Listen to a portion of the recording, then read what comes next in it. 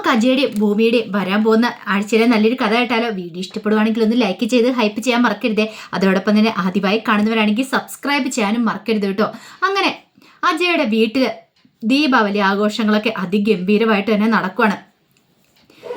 സൗഭാഗ്യം, മുത്തശ്ശിയും അതുപോലെ തന്നെ ബാക്കി ഭവാനിയും മാധവനും എല്ലാവരും ഭയങ്കര സന്തോഷത്തിലായിരുന്നു. അങ്ങനെ എല്ലാവരും കൂടെ ദീപാവലി ആഘോഷത്തിന് പടക്കം പൊട്ടിച്ചു, പൂത്തിരി കമ്പിത്തിരി കത്തിച്ചൊക്കെ ആഘോഷിക്കുകയാണ്. ഈ സമയത്ത് അജയുടെ മനസ്സിൽ കൂടെ പല പല ചിന്തകളും വരുവാണ്. നയനയും താനും തമ്മിൽ ഒരുമിച്ച് രണ്ടുപേരും കൂടെ ഒരുമിച്ചുള്ള ആ ഒരു ദീപാവലി, അതായിരുന്നു അജയുടെ മനസ്സിലേക്ക് വന്നേ. പെട്ടെന്ന് അജയുടെ കണ്ണൊക്കെ നിറഞ്ഞു വന്നു. ഒരു പക്ഷേ അവളുണ്ടായിരുന്നെങ്കിൽ തന്നോടൊപ്പം എന്നൊരു ചിന്ത അജയുടെ മനസ്സിനെ പിടികൂടുവാണ്. ഈ സമയത്ത് ഭയങ്കര സന്തോഷത്തോടെ അജയുടെ കയ്യിലേക്ക് വന്ന് പിടിക്കുകയാണ് അഞ്ജന. പെട്ടെന്ന് തന്നെ അജയ് കൈ അങ്ങോട്ട് പിൻവലിച്ചു. അജയ്ക്ക് എന്തോ വല്ലാത്തൊരു ബുദ്ധിമുട്ട് തോന്നി. അഞ്ജനെ ഒരിക്കലും ഉൾക്കൊള്ളാനായിട്ട് അജയ്ക്ക് സാധിക്കുന്നുണ്ടായിരുന്നില്ല. എല്ലാത്തിടത്തുനിന്നും പടക്കം പൊട്ടിയിരും അങ്ങനെ ഒച്ചപ്പാടും ബേടവും എല്ലാം കേട്ട് കഴിഞ്ഞപ്പോൾ വല്ലാത്തൊരു മാനസികാവസ്ഥയിലായിപ്പോയി ഭൂമി. കഴിഞ്ഞ തവണ ദീപാവലിക്ക് എത്ര സന്തോഷത്തോടെ ഇട്ടിട്ടാ താനും അച്ഛനും അമ്മയും എല്ലാവരും കൂടെ ദീപാവലി ആഘോഷിച്ച് കമ്പിത്തിരിയും പൂത്തിരിയും എല്ലാം കത്തിച്ച് എന്തൊരു സന്തോഷമായിരുന്നു, ഒരു ഉത്സവ പ്രതീതിയായിരുന്നു. ആ സമയത്ത് അച്ഛൻ പറയുകയും ചെയ്തു, ഇനി ചിലപ്പോൾ ഒരു ദീപാവലി ആഘോഷിക്കാൻ താൻ കാണത്തില്ല എന്ന്.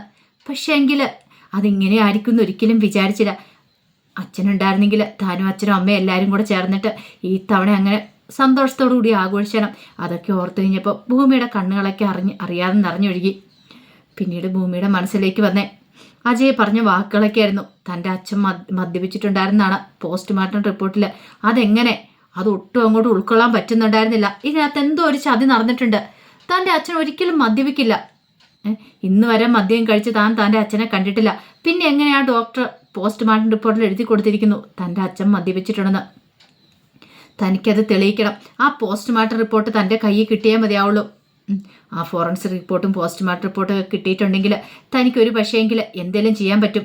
ശങ്കരനാരായണ സാറ് തന്നെ സഹായിക്കുമായിരിക്കും. അപ്പം ക്രിമിനോളജി പഠിച്ചാണ് ഭൂമി.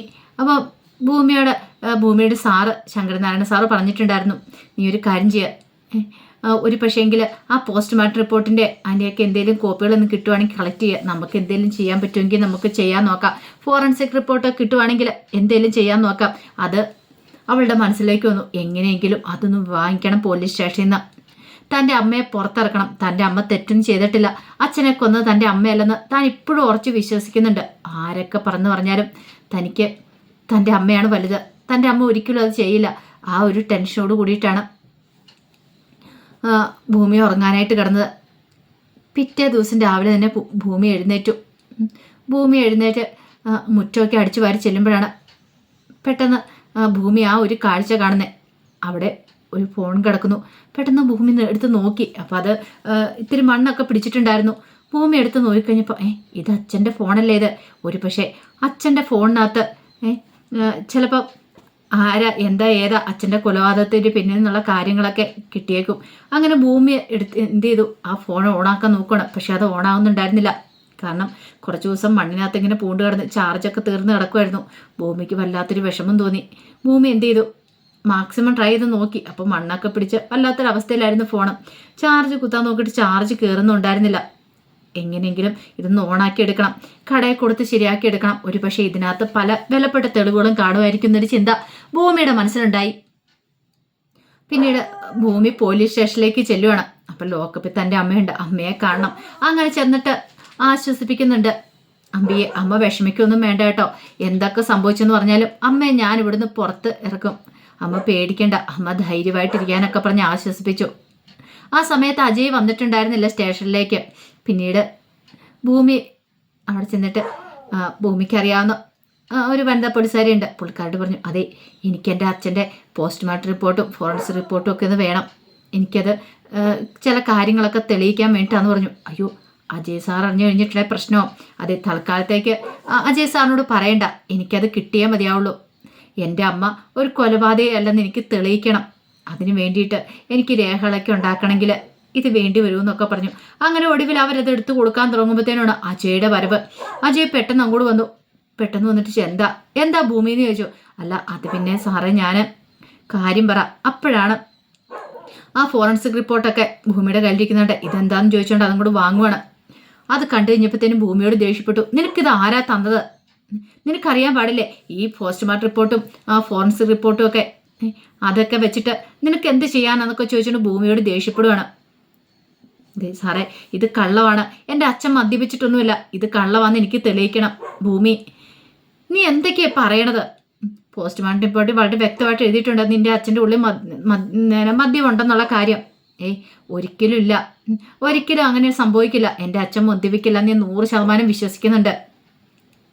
എൻ്റെ അച്ഛനെ മനഃപൂർവ്വം ആരൊക്കെ കൊടുക്കാൻ ശ്രമിക്കുന്നുണ്ട് സാറേ. നാം ഉദ്ദേശിക്കുന്ന പോലെ എന്ന കാര്യങ്ങൾ ഇതിൻ്റെ പിന്നിൽ ഏതോ വമ്പൻ ശക്തികളുണ്ട്. എൻ്റെ അച്ഛന് ആരൊക്കെയോ ശത്രുക്കളുണ്ടെന്ന് പറഞ്ഞു.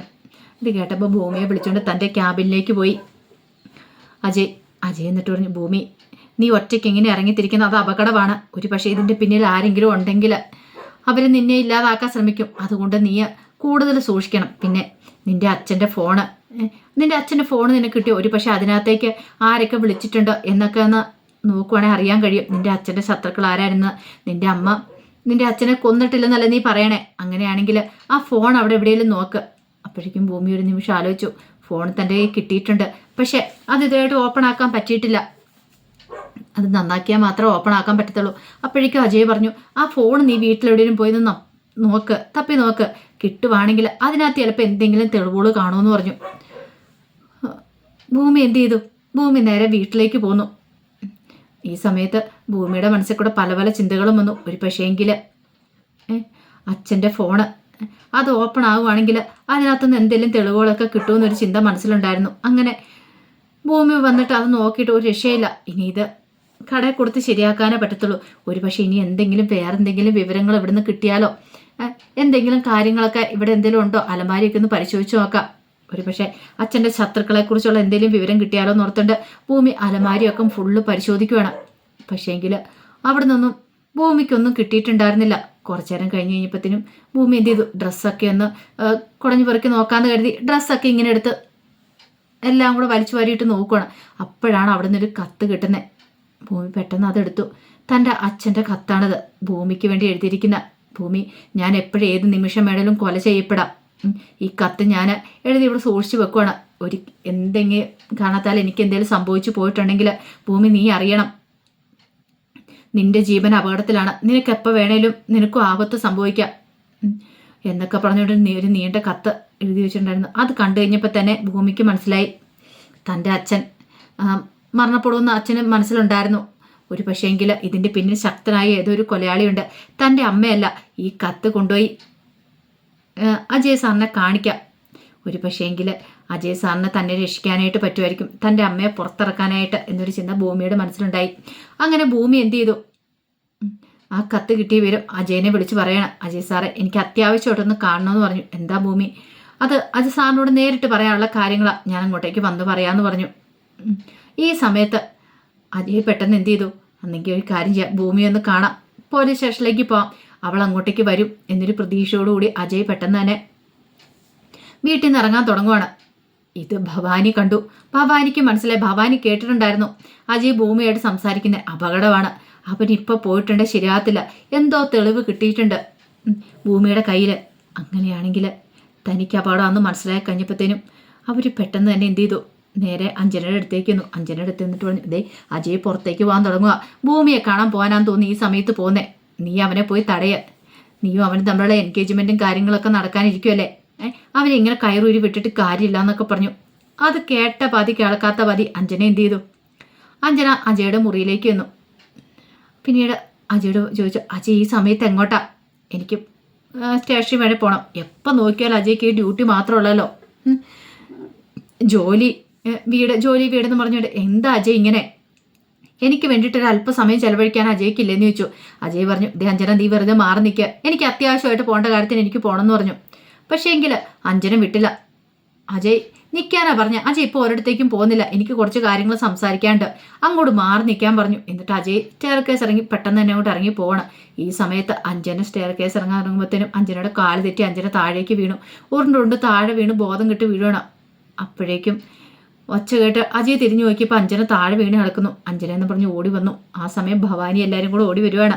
അങ്ങനെ ഒടുവിൽ അഞ്ജനയെ കൊണ്ട് ഹോസ്പിറ്റലിലേക്ക് പോകുന്ന സത്യദാസും അജയും കൂടെയാണ്. ഭവാനി വരാമെന്ന് പറഞ്ഞു, വേണ്ട ഞങ്ങൾ കൊണ്ടുപോയിക്കോളാന്ന് പറഞ്ഞു. അങ്ങനെ കൊണ്ടുപോയി. ഈ സമയത്ത് പോലീസ് സ്റ്റേഷൻ വന്നപ്പോൾ അജയ് അവിടെ ഇല്ല, വീട്ടിലേക്ക് പോയെന്ന് പറഞ്ഞു. എത്രയും പെട്ടെന്ന് തന്നെ സാറിന് ഈ കത്ത് കാണിക്കണം, അങ്ങനെയാണെങ്കിൽ തൻ്റെ അമ്മയെ പുറത്തിറക്കാൻ പറ്റും, തൻ്റെ അമ്മ നിരപരാധിയാന്നുള്ള കാര്യങ്ങളൊക്കെ അറിയിക്കാൻ പറ്റുമെന്നൊരു ചിന്തയോട് കൂടിയിട്ട് ഭൂമി നേരെ അജയുടെ വീട്ടിലേക്ക് പോരുവാണ്. ഈ സമയം കമാലിനെ വിളിച്ചു ഭവാനി. കമാലിനെ വിളിച്ചിട്ട് പറഞ്ഞു, അതെ ആ ഭൂമി പോലീസ് സ്റ്റേഷനിലേക്ക് പോയിട്ടുണ്ട്, അപകടമാണത്, അതുകൊണ്ട് എത്രയും പെട്ടെന്ന് തന്നെ അവളെ പിടികൂടണം, കണ്ടു കിട്ടുവാണ് അവിടെ ഞങ്ങൾ തീർത്ത് കളഞ്ഞായിരുന്നു പറഞ്ഞു. ഇത് കേട്ടപ്പോൾ കമാൽ പറഞ്ഞു, ശരി മാഡം, ഞാനത് നോക്കിക്കോളാന്ന് പറഞ്ഞു. അങ്ങനെ ഭവാനി കാത്തിരിക്കുവാണ്. ഈ സമയം ഹോസ്പിറ്റലിലേക്ക് പോയിട്ട് അഞ്ജനയ്ക്ക് വലിയ കുഴപ്പമൊന്നും ഉണ്ടായിരുന്നില്ല. ബോധം വീണ് കഴിഞ്ഞ് കഴിഞ്ഞപ്പോഴത്തേനും കൈക്കകത്ത് ചെറിയൊരു ഫ്രാക്ചർ മാത്രമേ ഉണ്ടായിരുന്നുള്ളൂ. അങ്ങനെ അഞ്ജനയ്ക്ക് കുഴപ്പമൊന്നുമില്ല എന്ന് ഡോക്ടർ പറഞ്ഞു കഴിഞ്ഞപ്പോൾ സത്യദാസിനും അതുപോലെ അജയ്ക്കൊക്കെ ഒരു സമാധാനമായത്. ഈ സമയം ബോധം വീണ് കഴിഞ്ഞപ്പോഴത്തേനും അഞ്ജന പറഞ്ഞു, ഞാൻ പറഞ്ഞില്ലായിരുന്നു അജയ് നിന്നോട് പോവണ്ടെന്ന്, അതുകൊണ്ടല്ലേ എനിക്ക് ഇങ്ങനെയൊക്കെ സംഭവിച്ചതെന്നൊക്കെ പറയുന്നുണ്ട്. സത്യദാസ് പറഞ്ഞു, നീ വിഷമിക്കാതെ മോളെ, അവൻ്റെ ഡ്യൂട്ടി ചെയ്യണ്ടേ, അതുകൊണ്ടല്ലേ പോയെന്നൊക്കെ പറഞ്ഞുകൊണ്ട് അവളെ സമാധാനിപ്പിക്കുകയാണ്. പിന്നെ ഡോക്ടർ പോയിക്കോ, കുഴപ്പമൊന്നുമില്ല എന്ന് പറഞ്ഞു. ഈ സമയത്ത് ഭൂമി നേരെ വീട്ടിലേക്ക് വരുവാണ് അജയുടെ. ഭൂമി അവിടേക്ക് വരുമെന്ന് ഭവാനി ഒരിക്കലും പ്രതീക്ഷിച്ചില്ല. വന്നു കഴിഞ്ഞപ്പോഴത്തേനും മുത്തശ്ശി പറഞ്ഞു, മോളെന്താ ഈ സമയത്ത്? അല്ല, ഞാൻ അജയ് സാറിനെ ഒന്ന് കാണാൻ വേണ്ടിയിട്ട് സ്റ്റേഷനിൽ ചെന്ന് കഴിഞ്ഞപ്പോൾ സാറ് വീട്ടിലേക്ക് പോകുന്നു പറഞ്ഞു. അയ്യോ, അജയ് ഇവിടെ ഇല്ലല്ലോ, അജയ് ഹോസ്പിറ്റലിൽ വരെ പോയിരിക്കുക. അയ്യോ, അതെന്താ മുത്തശ്ശി, എന്തു പറ്റി? അത് പിന്നെ അഞ്ജന സ്റ്റെപ്പേൽ നിന്ന് വീണു, അവളെ കൊണ്ട് ഹോസ്പിറ്റലിലേക്ക് പോയിരിക്കുക. എന്താ മോളെ, എന്തെങ്കിലും അത്യാവശ്യമുണ്ടോ? അത് മുത്തശ്ശിക്ക് അറിയാലോ, എൻ്റെ അമ്മ ഒരിക്കലും അങ്ങനെ ഒരു കൊല ചെയ്യത്തില്ല, എൻ്റെ അച്ഛനെ അങ്ങനെയൊന്നും കൊല്ലത്തില്ല. പക്ഷേങ്കിൽ സാഹചര്യ തെളിവെല്ലാം എൻ്റെ അമ്മയ്ക്കെതിരായിരുന്നു. അത് കേട്ട് കഴിഞ്ഞപ്പോൾ മുത്തശ്ശി പറഞ്ഞു, മോള് വിഷമിക്കുകയൊന്നും വേണ്ട, ഞങ്ങൾക്ക് എല്ലാവർക്കും അതറിയാം. ഇത് കേട്ടുകഴിഞ്ഞപ്പം ഭൂമി പറഞ്ഞു, എനിക്കെൻ്റെ അച്ഛനെ നഷ്ടപ്പെട്ടു, ഇപ്പം എൻ്റെ അമ്മ ഒരു കൊലയാളിയായിട്ടിരിക്കുക, എൻ്റെ അമ്മയെ പുറത്തിറക്കണം, അതിനുള്ള തെളിവായിട്ട് ഞാൻ വന്നിരിക്കണമെന്ന് പറഞ്ഞു. ഇത് കേട്ടപ്പോൾ ഭവാനി ഒന്നും ഞെട്ടി. തെളിവായിട്ടോ? അതെ, എനിക്ക് അജയ് സാറിനെ കണ്ട് എത്രയും പെട്ടെന്ന് ഈ കത്ത് കൊടുക്കണമെന്ന് പറഞ്ഞു, അതിന് വേണ്ടിയിട്ടാണ് വന്നിന്ന് പറഞ്ഞു. മുത്തശ്ശി പറഞ്ഞു, അവനിവിടെ ഇല്ലല്ലോ, അവന് കുറച്ച് കഴിഞ്ഞിട്ട് വരുവുള്ളായിരിക്കും എന്ന് പറഞ്ഞു. ശരി മുത്തശ്ശി, എന്നെങ്കിൽ ഞാൻ പോയേക്കുക, ഞാൻ നാളെ അജയ് സാറിന് ഇത് കൊടുത്തോളാന്ന് പറഞ്ഞെങ്കിൽ തിരിയുമ്പോഴത്തേനും ഭവാനി വിളിച്ചു. അതെ ഭൂമി, ആ കത്ത് കൊടുക്കാൻ വന്നല്ലേ നീ, ആ കത്ത് എൻ്റെ കയ്യിലേക്ക് ഇങ്ങോട്ട് തന്നേരെ, ഞാൻ അജയ് വരുമ്പോൾ കൊടുത്തോളാന്ന് പറഞ്ഞു. അല്ല, അത് പിന്നെ ഇങ്ങ് തന്നേക്ക്, എന്നെ വിശ്വാസമില്ലേന്ന് ചോദിച്ചു. അങ്ങനെ കത്ത് അങ്ങോട്ട് കൊടുത്തു. പെട്ടെന്നാണ് ഭൂമി ഒരു കാര്യം ഓർത്തെ. ശത്രുക്കളാണ് ചുറ്റും, ആരെയും വിശ്വസിക്കരുതെന്ന് അച്ഛൻ പ്രത്യേകിച്ച് ആ കത്തിനകത്ത് എഴുതിയിട്ടുണ്ട്. ഒരു പക്ഷേ ഇത് ഇവരുടെ കയ്യിൽ കൊടുത്ത അപകടമാണെന്ന് അറിയത്തില്ല. പെട്ടെന്ന് തന്നെ ഭൂമി ആ കത്ത് അങ്ങോട്ട് മേടിക്കുകയാണ്. തട്ടിപ്പറിച്ചതല്ലോ മേടിച്ചു. ഭവാനി ഞെട്ടിപ്പോയി. അല്ല, എന്താ ഭൂമി?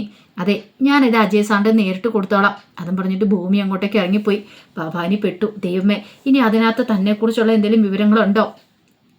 ഏതാ എഴുതിയേക്കുന്നതെന്ന് അറിയത്തില്ല, എന്തൊക്കെയോ പ്രശ്നങ്ങളുണ്ട്, അപകടമാണെന്ന് മനസ്സിലായി. അങ്ങനെ ഭൂമി അങ്ങോട്ട് പോയി. ഈ സമയത്ത് അജയും അഞ്ജനയൊക്കെ വീട്ടിലേക്ക് വരുന്നത്. വീട്ടിലേക്ക് വന്ന് അഞ്ജനയ്ക്ക് കുഴപ്പമൊന്നുമില്ലെന്ന് അറിഞ്ഞു കഴിഞ്ഞപ്പോഴാണ് മുത്തശ്ശിക്ക് എല്ലാവർക്കും സമാധാനമായത്.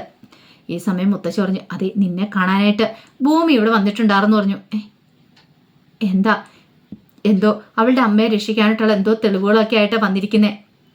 എനിക്കെന്തോ ആ കൊച്ചിനെ കണ്ടപ്പോൾ വല്ലാതെ തോന്നി. എനിക്ക് തോന്നേ അവളുടെ അച്ഛനെ കൊന്ന ആൾക്കാർ അവളെ വെറുതെ വിടുമെന്ന് തോന്നില്ല, അപകടമുണ്ട് അവളുടെ കൂടെ, എനിക്ക് നല്ല പേടിയുണ്ടെന്നൊക്കെ പറഞ്ഞു. അത് കേട്ട് കഴിഞ്ഞപ്പോഴത്തേനും അജയ് പറഞ്ഞു, ശരി, ഞാനവളെ ഇന്ന് കണ്ടിട്ട് വരാമെന്നും പറഞ്ഞ് ഇറങ്ങുമ്പോഴത്തേനും ഭവാനി പറഞ്ഞു, അജയ് ഇപ്പം പോകണം, അതിൻ്റെ ആവശ്യമുണ്ടോയെന്ന് ചോദിച്ചു. എനിക്ക് പോകാതിരിക്കാൻ പറ്റില്ലെന്ന് പറഞ്ഞു പെട്ടെന്ന് തന്നെ പോവുകയാണ്. ഭവാനിക്ക് എന്ത് ചെയ്യണമെന്ന് അറിയണ്ടായിരുന്നില്ല. ഈ സമയത്ത് ഭൂമിയെ കൊല്ലാൻ വേണ്ടിയിട്ട് കമാൽ എന്ത് ചെയ്തു, അവളെ പിന്തുടരുവാണ് ലോറിയിൽ ഒരു ആക്സിഡന്റ് ഉണ്ടാക്കാൻ വേണ്ടിയിട്ട്. പക്ഷെ ഇതൊന്നും പാവം ഭൂമി അറിയുന്നുണ്ടായിരുന്നില്ല. അങ്ങനെ ലോറി ചീറിപ്പാഞ്ഞ് ഭൂമി സഞ്ചരിച്ചിരുന്ന സ്കൂട്ടിയെ ഇടിക്കുന്നില്ല എന്ന് പറഞ്ഞു. പെട്ടെന്ന് വരുമ്പോഴത്തേനും കൃത്യസമയത്ത് തന്നെ അജയ് അങ്ങോട്ടേക്ക് വരുവാണ്.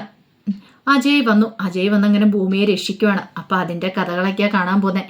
കമാലിന് അവിടെ നിന്ന് ഓടി രക്ഷപ്പെടേണ്ടതായിട്ട് വരുന്നുണ്ട്. കാരണം കമാലിന് മനസ്സിലായി തന്നെ പിടികൂടും എന്നുള്ള കാര്യം. അപ്പം അതിൻ്റെ കഥകളൊക്കെ നമുക്ക് എല്ലാവർക്കും കാത്തിരിക്കാം കേട്ടോ. എന്നുള്ള ഒരു കാര്യം ഉറപ്പായും ആ ഫോൺ ഓണാക്കി നോക്കുമ്പോഴത്തേനും അതിനകത്ത് ഇവർ ആക്ട് ചെയ്യുന്ന കാര്യങ്ങളൊക്കെ വളരെ വ്യക്തമായിട്ട് കിട്ടും. അപ്പം അതിൽ നിന്ന് തന്നെ ഒരു കാര്യം മനസ്സിലാവും, അംബിക തെറ്റും ചെയ്തിട്ടില്ലെന്ന്. അങ്ങനെ അംബികയെ പുറത്തിറക്കാനും പറ്റും. ആ വിശേഷങ്ങൾക്കായി നമുക്ക് എല്ലാവർക്കും കാത്തിരിക്കാം. ഒരിക്കൽ കൂടി എല്ലാവർക്കും ശുഭദിനം നേർന്നുകൊണ്ട് നിർത്തുന്നു. നന്ദി.